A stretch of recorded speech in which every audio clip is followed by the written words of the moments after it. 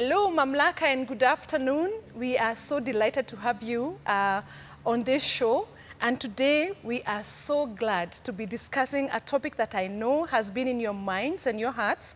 We are looking at the heart and brain health. And we have the best of the best to help us explore this topic. And I will begin by introducing him, and he's familiar to us. He's one of our favorite guests, Dr. Gitahi.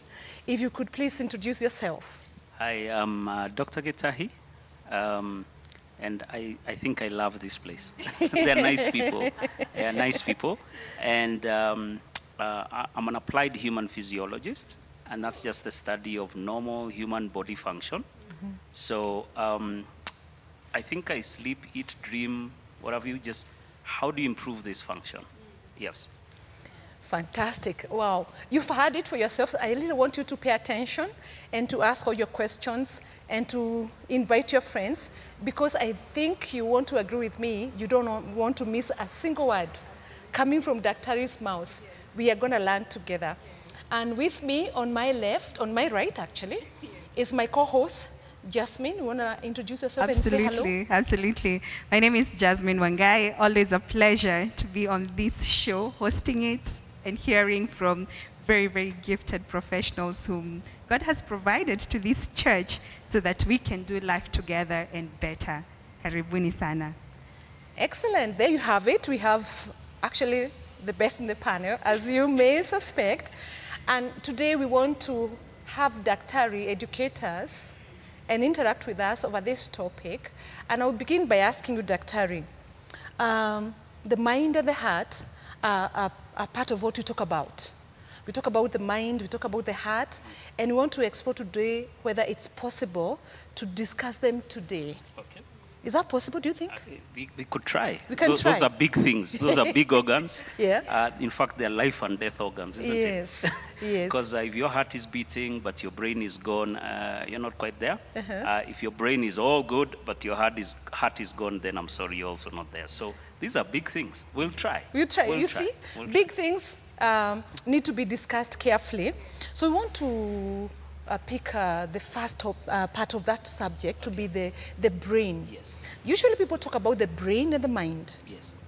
And we want you to help us see whether we can differentiate between the mind and the brain. All right. Oh, how do we deal with the brain and the mind? How do you do that? So interestingly, the brain is an actual organ. Mm-hmm. The mind is not. Mm-hmm. But the mind is in the brain. Mm-hmm. And when we're talking about the mind, then we are thinking about passions, we are talking about emotions, we are talking about anxieties, we are talking about happiness. If you open up the brain, you won't find those things in there. But the mind is housed in there. And I think even in the course of our discussion, we'll keep flipping from one to the other. And we will then allow ourselves to use them interchangeably, unless there's a point we need to say, now that is a brain thing, okay? But yes, that maybe might be what a good brain will influence the mind, and also what the mind feels or is exposed to will affect the brain. Again, they are entwined, yes, very closely. On top of my head. Yes. Can one exist without the other? Can the mind exist without the brain? Can the brain exist without the mind? That's a very philosophical question. But let's put it this way. If the mind is not quite there, I'm not too sure the mind will be operational really. Yes. What if you have a highly excitable mind? It will have some effect on the brain for sure. Yes. So again, they're closely entwined. One is an organ we can touch and feel, measure, weigh. The other one we can't quite touch. Maybe we could measure the expressions of that. And that's what the mind is. Yes. Let's dig a little deeper there. Yes. And say, you talked about a good brain. Yes. Or a good mind. Yes. Is there a healthy mind? Yes. Is there a healthy brain? Yes. If we use the concept of interchangeability. Okay. And what contributes to a good, healthy brain or mind? So a good, healthy brain will And I want to answer this very carefully because what if you find you actually don't have a good brain? You know, there are certain things we cannot undo. Yes. For example, the period of time that a woman is carrying, you know, from conception all the way till delivery, what a mother or a potential mother is exposing herself to will have an impact on the brain of the fetus that she's carrying. If she's exposed, let's say, to violence, emotional abuse, that's going to have an effect on the fetus. If she's exposed to tobacco smoke or alcohol, she's ingesting alcohol, that's going to have a real effect on the brain of the fetus. So it's a very interesting interplay between what's going on around the environment and what's going to happen to that child. So if, for example, I was conceived by someone who's an alcoholic, and during the period of time of the pregnancy, they were still imbibing alcohol, I can't undo that. I can't undo that. Yes. So you have to live with the consequences. Absolutely. Absolutely. And there could be a way. Is there a way of dealing with that? So maybe, I mean, that's not an area I could speak on very eloquently or articulately. But of course, there are going to be those long-term effects. We're likely going to have a child maybe born with a smaller body weight, smaller brain, smaller, you know, it's going to have an impact on that child. So there's some things that are irreversible. Yeah, because I was going to ask, because if there is nothing you can do about it, yes. So will it have an impact on your life, let alone? All right. And especially on education? Yes, yes, absolutely correct. So even down to things like, is the mother feeding optimally during pregnancy?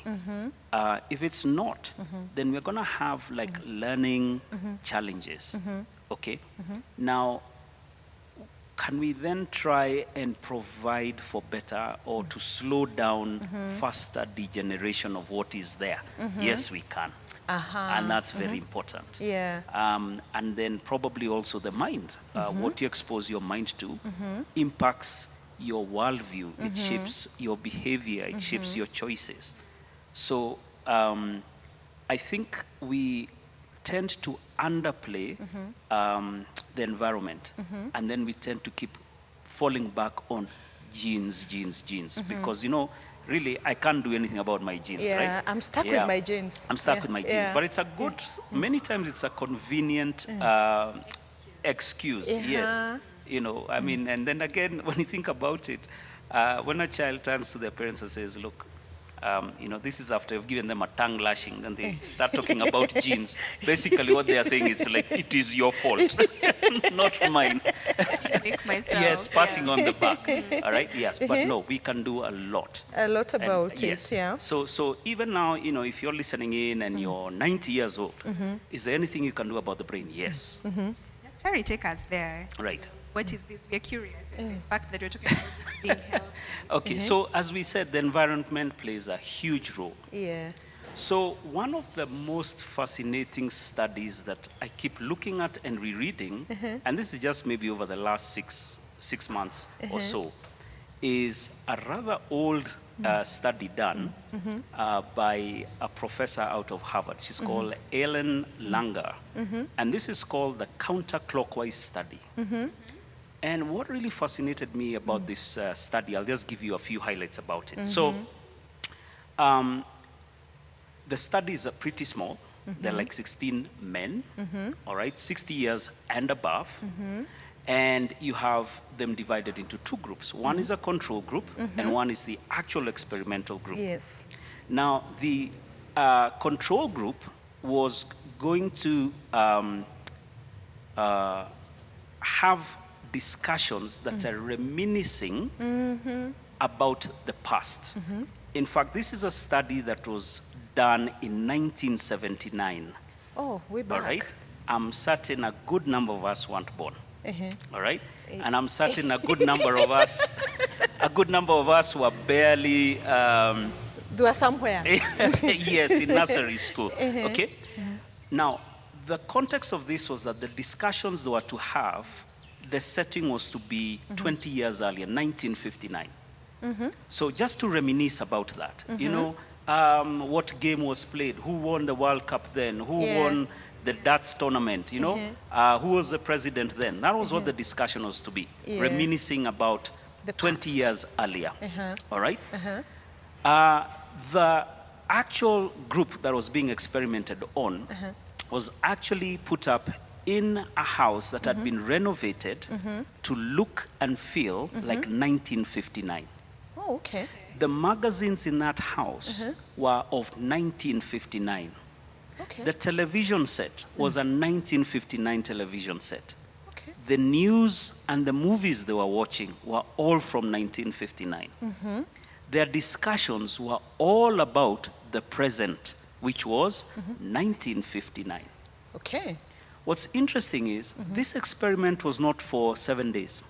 It was actually shorter than that. It was about 5 days. Oh, really? Yes. But before they went in, both groups, before they started the experiment, there were basic measures done. So things like their height, their weight, their blood pressures, all right? Any complaints you have. Now, if you're 60 years, which none of us is, but we'll be we should heading be there one very day. soon, Yeah. and above, and I believe we all want to live to, you know, 100 and something, Yeah. and healthily. Yeah. And things like, what complaints do you have? Health concerns, you know, so I have arthritis, okay? They measured that.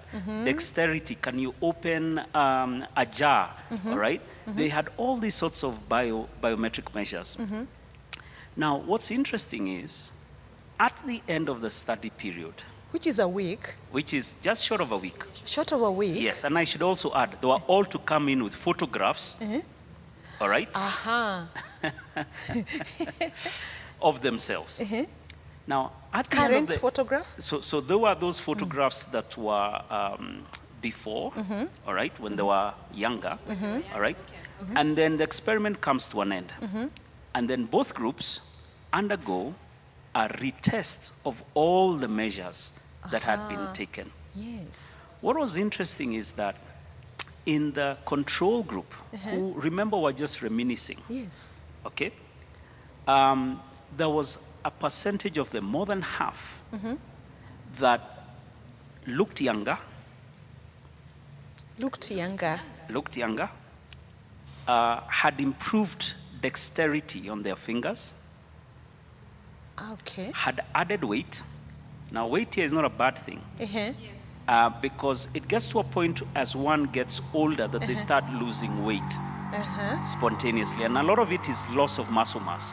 And when you lose muscle mass, then function begins to become a problem. Okay. So it could be something as simple as being able to sit on a chair, a low chair, and getting up from that. It becomes a problem if you have low muscle mass, all right? Opening jars, opening doors.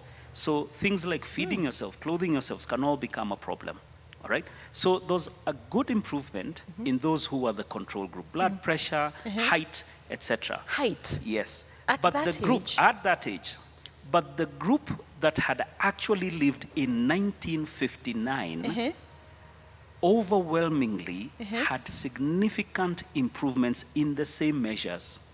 What? That's so fascinating. They then had photographs of all those control group and those in the experimental group looked at by a panel who were then assessing them based on the old photographs and photographs that were taken post. Wow. And what was interesting is the group that lived in 1959 not only had their arthritis reduced, their memories were sharper, blood pressure was better, their height had increased, all right? Finger length had increased, okay? I've never heard anything like They that. looked younger, And how did they feel, I wonder? all right? That maybe wasn't covered in the study. Yes. But the point What? of the study is this, that, look at this. I mean, there's nothing special these guys were being fed on. No. All that was changed was the The environment. environment. Just wow. the environment. So this is an old study, but interestingly, this was redone again to be validated actually about 2 years ago. And this time they had like 90 people, they had 3 groups, and similar findings. Wow, it works. All right. So that already starts telling us something about the people you surround yourselves with. All right, because like the control group was not to talk about their aches and pains and miseries and lost love and what have you and losses. No. All right, it's just the current. Wow. And a good Wow. time, younger. Yes. You know, Wow. I'm laughing and smiling back here. Yes. My generation is this. I don't know whether you guys have seen this. Should I call it sort of a movement? Yes. Where people are saying, I'm doing away with toxicity this Yes. new year. Yes. And people are joking. So, and I remember there was a joke going around of if your house help went for a break and didn't come back. Yes. Because they're committed to getting rid of toxic people. I mean, it's a joke, but Yes. but now that I'm thinking about it seriously, Yep. Kumbe, it plays a huge part. Very true. Yeah. Very true. So again, environment, right there, toxicity, workspace. Exactly. You have a toxic boss, you need to move. Yes. Because this is actually affecting your health. Yes. It's affecting your mind. All right? Yeah. You have a toxic relationship that You need is to not jump out. by law. All right? It's not binding. It's not binding. Although even if it was binding, Even if it's binding, still, yes, you need yes. to evaluate and reevaluate this. Yeah. All right? So these are really important things in the environment. I mean, that study, I read it and it just blows my mind. How does blood pressure come down? How Yes. do you gain weight? How do you gain height? Height Simply by is going most back in intriguing time. for me. Exactly. And Yeah. then arthritis. So from stiff joints, we have people with dexterous joints. Yes. I mean, it's really mind-blowing. I find that actually very mind-blowing. Yes. And it is very revealing Yes. of the things that are salient Yes. that we ignore and we need to go back to. And Absolutely. you just talked about a toxic environment, a boss that is stressing you, Yes. a relationship that is not building you. Yes. And I'm thinking of people who are stuck in their offices and they never go on Yes. leave. Yes. And when they go on leave, they go to the backyard. Yes. They- Exactly. There's no change in There's no environment. change in the environment. Yeah. Yeah. So I think you are advocating Yes. for a closer, incisive look Yes. into how people are living currently. Yes. Exactly. So that once they examine it, they have a Yes. chance to think of what to do differently. Absolutely. Yeah. Wow. You know, I'm wondering, are you building a case, a big case for the environment, or are there any other factors equally big, Okay. like an environment that affect Yes. brain health? So maybe we explore the environment and then Yeah. we can move out. Yes. Sure. So things like mycotoxin, toxic mold, all right, that is going to fog your brain. All right, so if you recurrently are always talking about how your brain feels foggy or your mind feels foggy, again, we keep interchanging that. Okay. All right, so what is a foggy brain or a foggy mind? You know, it's like tasks which you do often. You seem to be struggling with them some days. You know, whether it's just paying the bill, Yeah. writing a little note to someone. I mean, tasks that you do every day, writing down your shopping list. Or tidying up. Or tidying up, exactly. Yeah. It just seems like it's taking a lot more effort. All right? Conversations that you're having, figures that you have at hand, and you're just struggling to retrieve. I mean, those are some of signs of a foggy mind or foggy brain. All right? Okay. Retrieval of data in your brain is taking longer. Things that are right at your fingertips. What is your date of birth? You know, that's something which you've been asked since you were Yeah. In class nursery, 1 yeah. or nursery school Yeah. in 1, Yeah. that you don't need to think twice. Okay, I don't want to appear very ignorant Yes. because I feel a little ignorant right now. Yes. Is it possible to forget your birth date? I think you will find people when you ask them questions which should be really at the tip of their tongue. Yeah.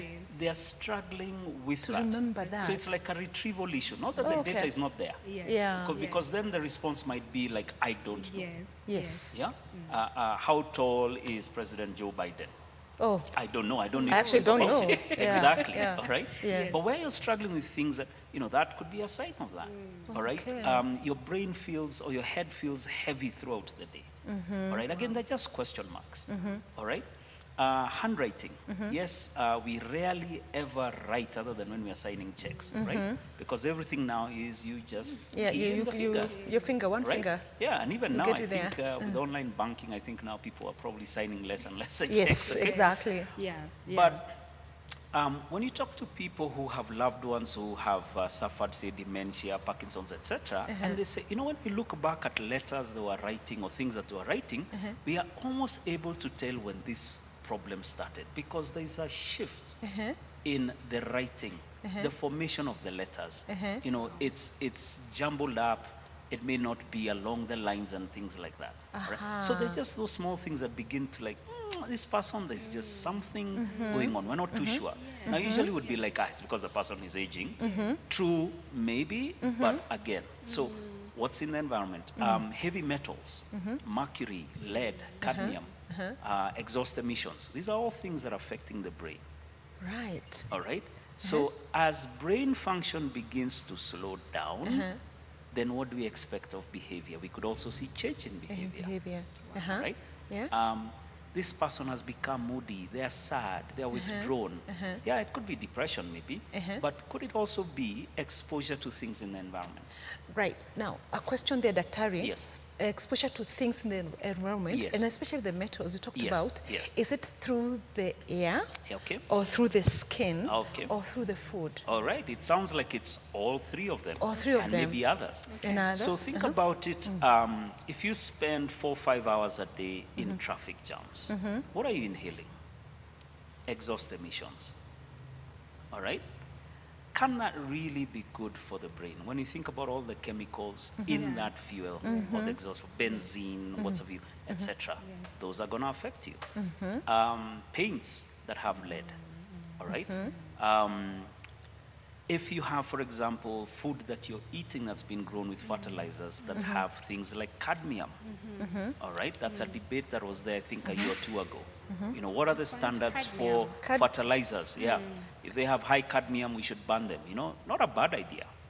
Because again, cadmium is a heavy metal. And it's going to affect the brain. It's neurotoxic. All right? Aluminum, which is abundant in our environment. Think about the sufurias we grew up with.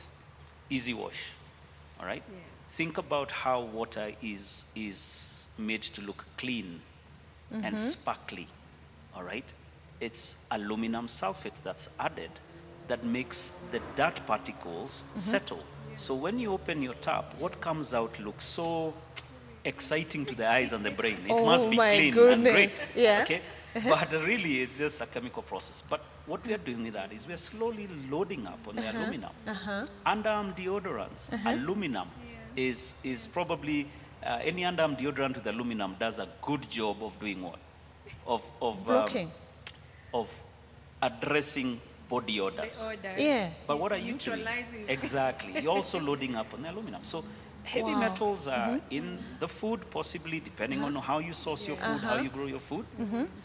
Environment, what are you breathing in? All right? I like to exercise every day in the evening, and I run my 5-10 kilometers in the evening on Uhuru Highway at 4:30 to 6:30 p.m. It's great to exercise, but I tell you what you're doing to your lungs cannot be great. Oh my goodness. All right? And then what other one? We talked about on your body. So yes, here I am with my stick, right? My perfume. What are these chemicals in these things that we're applying on the skin so confidently? All right? They're going to end up somewhere. So you're telling us, we take everything with a pinch of salt. I think, the role of the advertiser is to advertise to sell the product. Yeah. But the role of personal responsibility, you cannot delegate that to to anybody or any entity. Yeah. It has to be, look, at the end of the day, I'm the one who's going to deal with the health consequences of this. Yeah.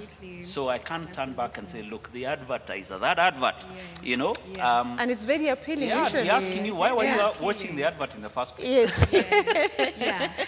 I have a question for you, and I feel it might not be fully medically related, Yes. but more from your experience, what's your wisdom on this? So here's my question. Yes. When it comes to the issue, you did mention about traffic jam. Yes. I need to go to work. I work in Nairobi. Yes. As a doctor, I can only do so much as a passenger, or a driver that I own a car. Yes. What's usually the advice to deal with situations that seem to be outside of your control? Is there a thing? Is there a place or a role for us to play? Okay. So again, the less we feel that we have choices, the more stressed we become. Now, stress, of course, is on the mind itself. It doesn't respond Back to very the well mind. to protracted stress. Short-term stress is good. You know, you hear a bang and you take cover. You hear the roar of a lion, what do? You take cover, all right? So that's good, all right? You feel a chill when the wind blows, you do something, Yeah, you all do right? something with your jacket. But if you surround yourself with helplessness, I can do nothing about this. This is definitely going to affect your mind. Okay? So, why do you live 4 hours away from your place of work? Something needs to change. Either your workplace Or your or residence. where you live. Exactly. Yeah. All right? So it's heartbreaking when you hear these stories. All right? And so it's to try and figure out how do you try and make your life as clean as is possible. And always doing that extra due diligence. Yes. So instead of exercising on Uhuru Highway, maybe I could go to the park. Yeah. And I think we have, there's some work going on with some of the parks, and some of them are really safe, nice places. Think about Arboretum. Amazing. Because 20 years ago, you'd really have had to think twice Before you about get there. walking into Arboretum. You could have been mugged. Yeah. But now it's a beautiful, safe space environment. in the Yes, yeah, city. yeah. All right? Yeah. Think about City Park. Safety issues, well, the last time I was there, I think were a bit of a thing. But I think with what's going on, we're probably going to see that becoming a better place. Yeah. And you know what amazed me was 5-10 minutes into the forest, and this was with the Nairobi Nature Society or something, is you cannot believe that you're in the city of Nairobi. It's just quiet. Yeah. The air is beautiful. Wow. So you could just change location. Yes. And that will make a difference. Let's pause right there for a little break. Yes. Guys, don't go away. We'll take a very short break. Yes. And when we come back, we'll dig deeper into some of those issues and see whether there's a way out. way out. So that you don't feel stuck and then stress your brain. Okay. Hold on.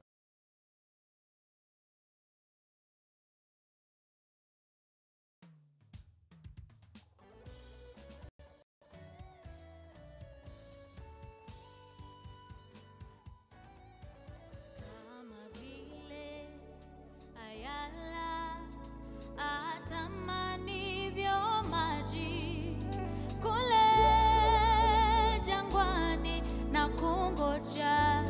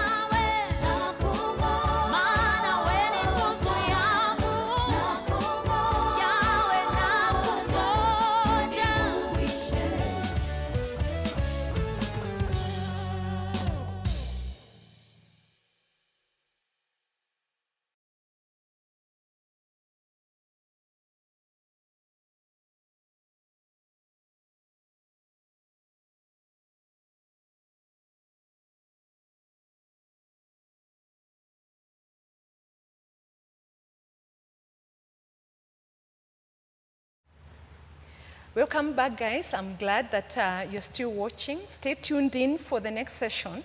We're going to explore things that affect the brain. But before we do that, we'll capture some of our questions. You've stayed tuned, you've been active, you've sent questions and comments, and we're going to read them for you. Let's do that. All right. I see several people tuned in and saying, we have Susan Ng here saying, tuned in, true, I do not want to miss a word from Dr. Ri's mouth. I think that's from Reverend Maggie's intro. So karibu sana Su. Maggie Konyo saying, tuned in and very excited about the topic. Esther Wanjuru is tuned in, Charity Gatimu as well.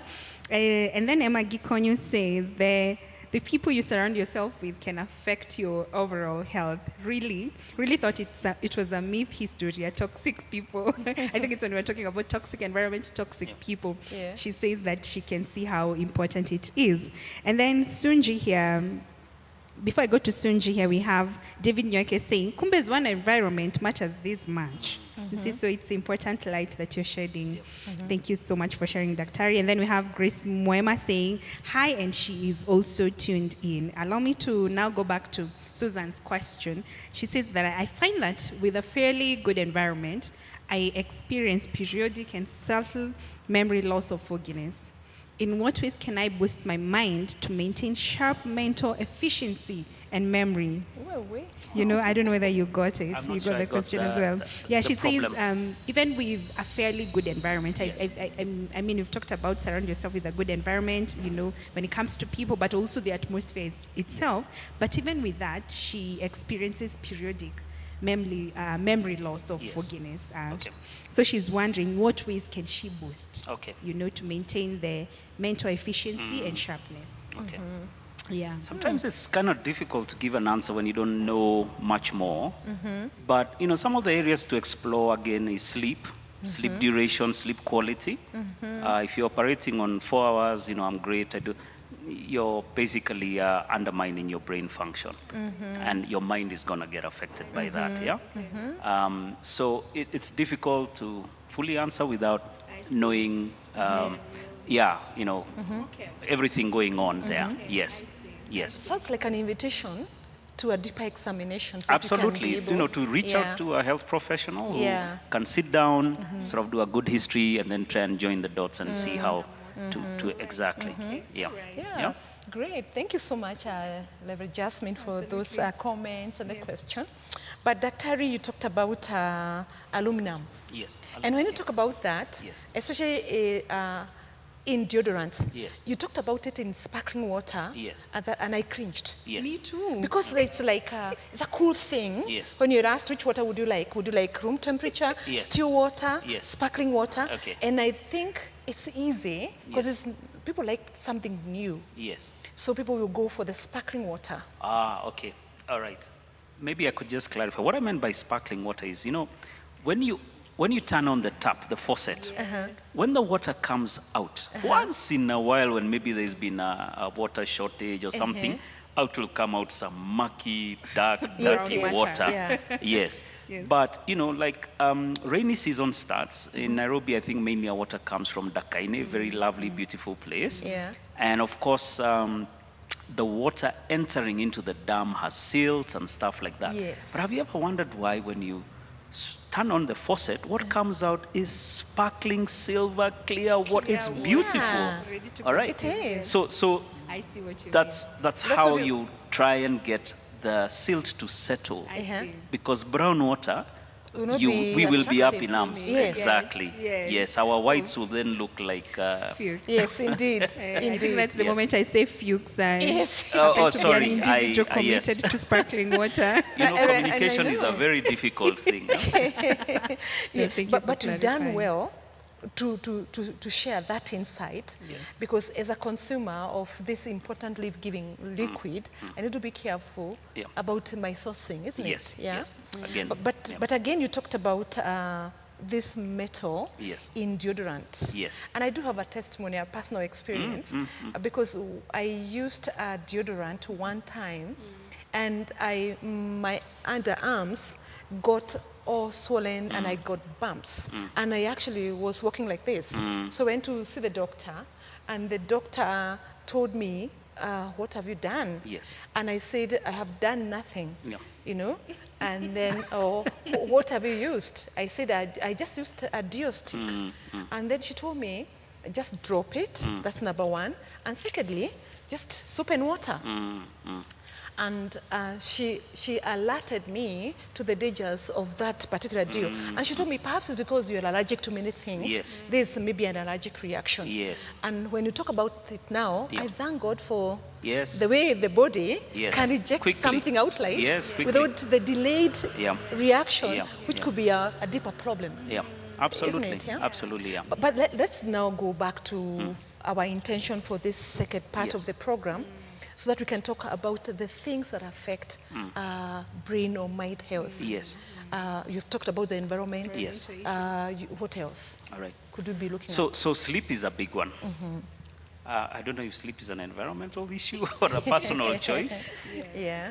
but I think life in the urban setting has become very complex, and then we've made it even more complex individually. So if you think about 25 years ago or so, very few of us had cell phones. Yes. I mean, That's a true. cell phone cost a lot of money. The per minute charges, I think the other day someone who was one of those first people to have a cell phone in the late 80s said it was something like, was it 50 shillings or 100 shillings a minute? A minute. And the phone was like a phone booth. It was huge. I do remember that. A Yes. phone could cost well above 200,000. Really, yes. Yeah, and a just few to buy, people exactly, own all it. right? Serious? Yeah, so Yeah. if cell phones, if you think your iPhone 12 now is a status symbol, not really, actually. Very many people have the iPhone 12, you know? Back then in Kenya, I tell you, if you had a cell phone, it's like, whoa, who is Yeah. this, you know? Yes. Yeah. Yes. And, you know, if you're one of those one-ups, you'd have your bodyguard carry the, the cell phone just to show how important you are. all right? Yeah. So, I don't understand why people need to look at their cell phone before they go to bed, or your email before you go to bed. We want to stay in touch. I mean, Yeah. yes, Yeah. but look Yeah, at and it. say good night to a few Then, people. then as you're texting, you know, you get so carried away by that Yeah. WhatsApp message, you know, that really is not going to change the situation or your life for the better. It eats into your sleep time. So you end up sleeping 4 hours, 3 hours, and you're functioning well, actually. But is this good for your brain health? Sleep deprivation has been used as a form of torture. That's true. Prisoners of war, you know, what would they be exposed to? Actually, I Sleep have a deprivation, question. yes. I have a question as you're ongoing. Allow me to cut you short. So is the issue of using the phone, and I ask this because it's a discussion that's ongoing Yes. amongst my circles, is the issue the time the Yes. phone causes you Yes. to reduce on your sleep? Yes. Or is the issue Yes. the phone? You know, there are all these narratives about Okay. magnetic. You know, I'm Yes. curious All right. whether so you take us there. both, of course, will get you to the same place, which will be less sleep and poorer brain Okay, health. I see. All right. But, you know, back in school, maybe, you know, when you'd be preparing for these exams, remember exams were life and death. They determined your future. Yes, All right. yes. And so people would sleep fewer hours and, you know, and you'd pass the exam because then the exam, all you needed was to memorize. Oh, yeah. And if you memorized well, you got there. You're good to go. But if that's a way of life, sleep is so restorative to the brain. I see. So you progressively become very stressed. Your brain gets stressed. And guess what happens to your mind? Mood will change. We'll see more anxiety. We'll tend to see blood pressure going up. All right, we'll see blood sugars getting deranged. We'll see cholesterol getting deranged. We'll see insulin getting deranged. It basically sounds like it's a path to a chronic disease. In fact, not one, not two, maybe three and many more. All right? Short sleep duration, poor sleep, poor quality is also associated with what? A bigger waist circumference. There you go. What we call what? Being overweight or obese. All Oh, right? really? Yes. So Oh. the connection, you see, the human body is amazing. It's not distinct parts. Yes, they are, but they are all connected to the one. All right? Wow. Yes. Stomach. What do you put into your stomach? All right? We talk about gut bacteria, the microbiome, very complex area, but really amazing. All right? Did you know you have more bacteria in your gut than the number of cells that you are made up of? You're more bacteria than human. All right? Wow. Now, what you're putting into your gut is either going to improve on or feed the correct bacteria. We have some bacteria that have been isolated that are actually somehow cross over into through the blood-brain barrier, and so they actually impact how the brain is going to work. Really? Yes. That's Again, scary. what am I putting into my stomach? All right? Is going to determine how my brain operates. Think about the craving for chocolate. What happens if you have really tried not to go buy that chocolate and you've really succeeded until 9:35 p.m. in our current situation where we have a what?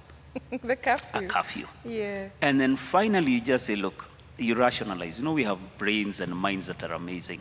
And you're just like, enough is enough. Look, I've had it. I need to get that chocolate. If I don't get that chocolate, I will not sleep, and many other reasons, you know. And so you dash out of your house and get to the convenience store, and lo and behold, you forgot. That guy also needs to close earlier so that he can get home in time before the curfew. So guess what? There is no chocolate. All right? What is your mood after that? Oh. All right? Is it just because you missed the chocolate, or the chocolate does something for your brain? Actually, chocolate does something for your brain.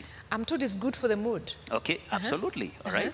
So there'll be release of neurotransmitters, and you feel good, you feel calm, yeah, all right? yeah. Tea, there are people who, if they don't have that cup of tea, Yes. they are going to get very cross. Yes. So again, showing you there's such an amazing relationship between the mind and the brain, but also more importantly, what you put into your stomach. Wow. All right, it's going to shift your brain in one direction or another. Cigarette smokers, alcohol drinkers. I mean, what is it you're looking for?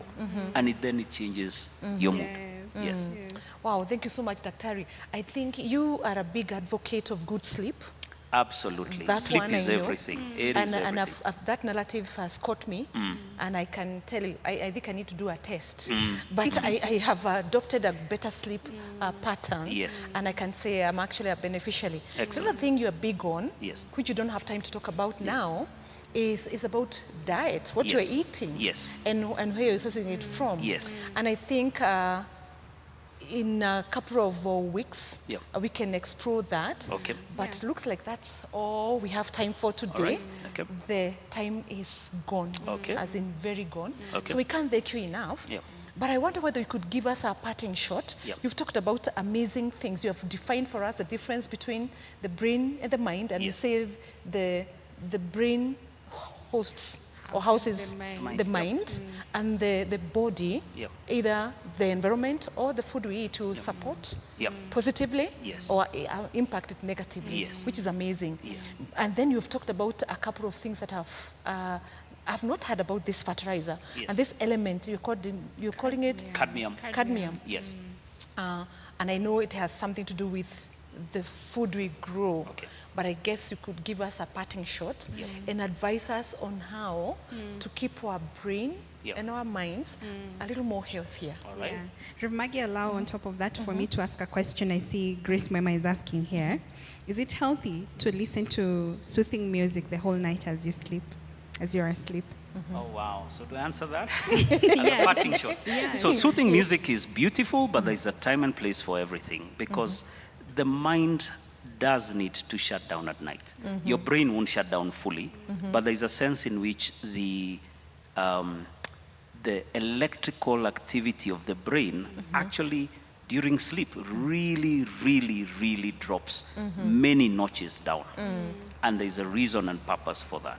Rest, regeneration. And so if you have that soothing music on, the brain is really alert to the sweetness of that music. So it's not really going to shut down. Yes. Okay. All right. And in any case, again, when you wake up in the morning, on your way to work, you could listen to that soothing music. Perhaps you could even start playing the Options. soothing music right in your boss's office, the toxic boss, maybe he might change. Wow. Right. Yes, yeah. I think as you're coming to the end, like Rev Maggie has said, as you give the parting shot, the other one I have probably as a wrap up. What are some of the things you can say? I look at that person or I look at myself and say, have a healthy brain. All right. Yeah, Okay. yeah. So we didn't get into exercise. Again, exercise, very important. Very good for the brain. Fantastic for the mood. Sleep, fantastic for the brain. Excellent for the mood. Oh, okay. All right? What you're putting into your body, fuel, fantastic again for the brain and for the mood. What you're putting on the body, again, fantastic. And then who you're relating or associating with, they really need to be people who are improving your mind and by extension, your brain. Thank you. Yep. Thank you. Thank you so much. My co-host, Jasmine, thank you so much for being there and for asking those great questions, letting people know that we are listening and carefully looking at what they are saying Yes. so that we can respond. Dr. Harry, how can we thank you enough? We cannot thank you enough. So we want to say thank you very, very much. And I did say your field of study, applied human physiology, sounds amazing. If my parents talked to me about it when I was young, I could have been wiser today. I would have said that. But I think we really appreciate your time, because I know with this kind of training, you are really sacrificing your time for us. So I want to say to the audience, we had it from the very best. I want to tell you to stay tuned to Midweek Vibes. We shall be back next week. Stay tuned. God bless you. All right. Thank you.